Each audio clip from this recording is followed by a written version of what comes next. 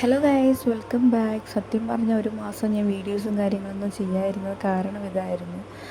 ഒരുപാട് പേർക്ക് അറിയത്തില്ല സംഭവം എന്താണ് കാര്യങ്ങൾ ആയത് കൊണ്ടായിട്ടാണ് ഞാൻ വീഡിയോസും കാര്യങ്ങളൊന്നും ചെയ്യാതിരുന്നത്. ഡിസംബർ 25-ാം തീയതിക്ക് തലേ ദിവസം, 24-ാം തീയതി ക്രിസ്മസിൻ്റെ തലേ ദിവസം ചേട്ടനൊരു ആക്സിഡൻറ്റ് പറ്റിയിട്ട് നമ്മുടെ തിരുവനന്തപുരം മെഡിക്കൽ കോളേജിൽ അഡ്മിറ്റായിരുന്നു.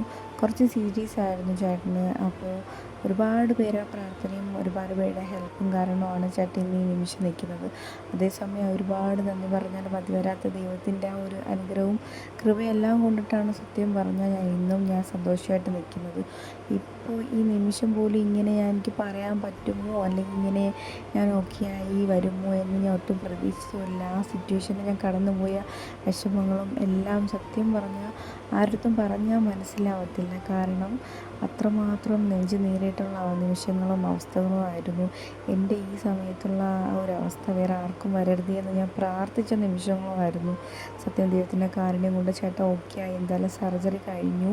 കാലിൽ കമ്പി കാര്യങ്ങളൊക്കെ ഇട്ടിട്ടുണ്ടായിരുന്നു. പിന്നെ അതിലുപരി അത് കഴിഞ്ഞിട്ട് വാർഡിലൊക്കെ മാറ്റിയപ്പോൾ ചേട്ടൻ്റെ ഈ ചിരി സത്യം പറഞ്ഞാൽ ഒരുപാട് ഞാൻ കാണാൻ ആഗ്രഹിച്ച ആ സമയത്തുള്ള, പിന്നെ വേദനയൊക്കെ ആണെങ്കിൽ പോലും അതിൻ്റെ ഇടയ്ക്ക് വീണ്ടും വീണ്ടും എന്നെ ഹെൽപ്പ് ചെയ്തുകൊണ്ടിരിക്കുന്ന ഓരോരുത്തരെയും ഓരോ അസുഖങ്ങളും കാര്യങ്ങളൊക്കെ ആയിട്ട് സൈഡായിക്കൊണ്ടിരിക്കുകയായിരുന്നു. മോൾക്കും വയ്യാതെ, മോൾ ഒരാഴ്ച ഹോസ്പിറ്റലിൽ അഡ്മിറ്റായിരുന്നു. അതൊക്കെ കഴിഞ്ഞ് ഞങ്ങൾ നേരെ വീട്ടിൽ ചെന്നു.